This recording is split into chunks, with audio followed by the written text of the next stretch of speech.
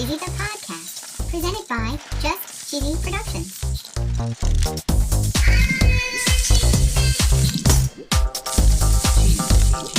Hi there, I'm your host, Fondue. This week's episode is quite possibly our most controversial ever. We're going to talk about orange and white cheddar. Which one's better? Orange.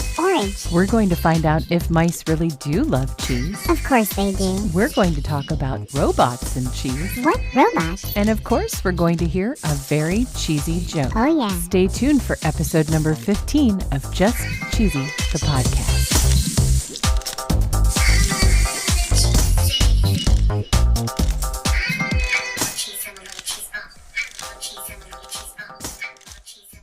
So cheesy, it sounds like you have an opinion on the great cheese debate. White or orange cheddar, which is better? I actually don't know the difference. I didn't either. Really? First, we're not talking about things like Kraft mac and cheese that changed a few years ago from their yellow number 5 and yellow number 6. Okay. First, we have to find out why cheese has different colors. Let's hear it. According to the website cheesescience.org, there are 3 basic colors you will find in cheese: orange, yellow, and white. And according to this website, we're not going to be talking about the age of the cheese, inclusions, or animal breeds, but they can also affect the color. The deep orange color that most people associate with cheddar is actually from annatto. Annatto is a seed from a South American tree called the achiote tree. Who knew? It's widely accepted that annatto does not change the flavor of the cheese in any way. Interesting. When not using annatto as a dye, cow's milk cheese can actually be colored anywhere from pale yellow or cream to deep yellow or straw. The yellow color of the milk is impacted by the diet of the cow. Cows absorb compounds like beta-carotene, and beta-carotene is yellow in color. Wow. Beta-carotene is found in large amounts in grass and clover. So if a cow eats a lot of grass, the cheese will be more yellow. That's so interesting. And if a cheese is very white, the chances are it's actually goat cheese. Unlike cows, goats and sheep actually break down the beta-carotene into colorless vitamin A. So what about orange and white cheddar? According to an article on NPR.org, centuries ago in England, their cheese actually had a yellow to orange pigment, and guess why? Beta-carotene in the grass. That's right. So the orange cheese was considered a mark of quality. It says here that cheese expert Paul, and I'm going to butcher his last name,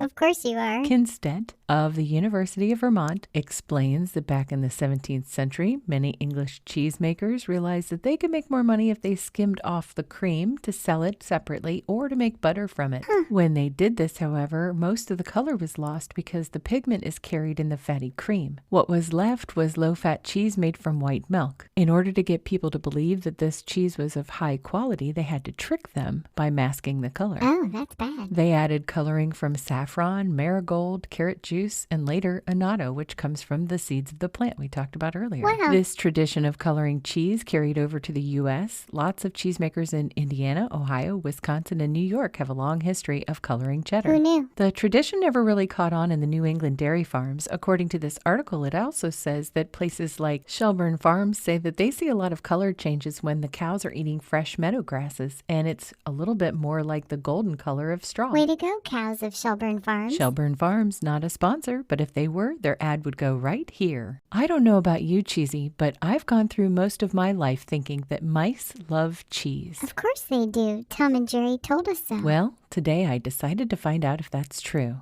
According to AmericanRatControl.com, American Rat Control? well, I figured they might be a good source about rats and mice and other varmint. Okay, let's hear what they say. According to this website, when it comes to rats and mice and cheese, it might actually be a myth made in a misunderstanding. Aw, really? According to this website, this myth goes back to the Middle Ages. Many of the foods that rats and mice preferred were kept out of reach. Meats were often hung and cured, and grains were often stored in jars. Okay, but what about cheese? I'm getting there. Cheeses were often stored out of sight and allowed to mature in cupboards or sheds or caves while they were aging. And then once they were ripe, they were simply left out. So these were much easier for the mice and rats to get to, and they were usually found nibbling on the family's cheese supply. So they do love cheese. Not exactly. It looks like it was more about supply and demand. The mice and rats were able to easily get to the cheese during the Middle Ages, and cartoons like Tom and Jerry have solidified this image in our minds. Right. A 2000 2006 study at the University of Manchester found that rats and mice are actually more likely to turn their noses up at cheese. Oh, no. Because cheeses have a strong smell that rodents often find off-putting. The rat wranglers at Rat Central recommend... Rat wranglers? Yes, the rat wranglers at Rat Central recommend that those who are keeping rats as pets, that they limit both the variety and quantity of cheese ingested, because many cheeses can actually be harmful to rats and mice. Aw, poor little guys. Rats and mice typically prefer sweets and grains, and depending on the species, some of them prefer meat. Grains, sweets, and meats, but not cheese. I'm quoting from this article now. It says that rats and mice are opportunistic foragers, which means that most things that will readily supply nutrition will meet their not-so-exacting standards,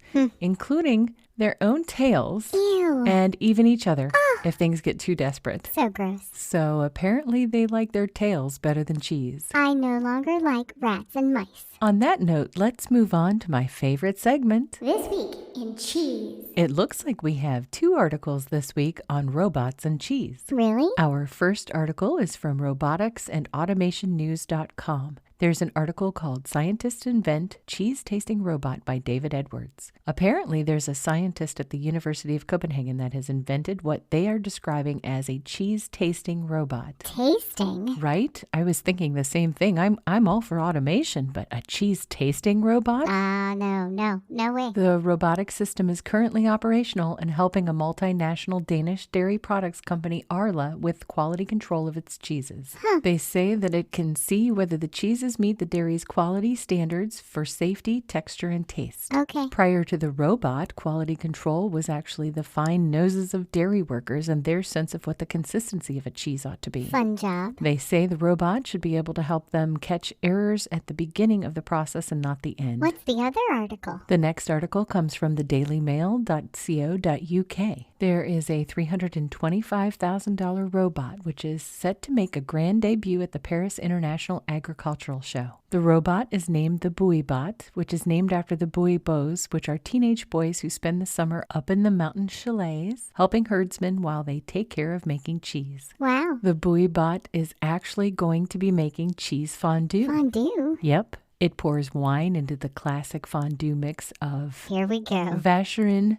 Fribourgeois, and Gruyere. It then does some figure-8 stirring. Okay. It sprinkles in some pepper. It picks up a metal spike. Right. It pierces a piece of bread. Sure. It places it in a holder. Okay. And then the fondue lovers get to try it before the cheese drips down. Yum. It's not meant to be a human replacement. Sure. However, it could help someone to cook in the future who may not be able to cook for themselves. Holy cow. So there you have it, robots and cheese. Are you ready for a joke, Fondue? I sure am, Cheesy. Where is the cheese grater? Oh, I know this one. Either Italy or France. No, in the kitchen cabinet. Get it? Kitchen cabinet, cheese grater. That's so silly. Nope, it's a little bit cheesy.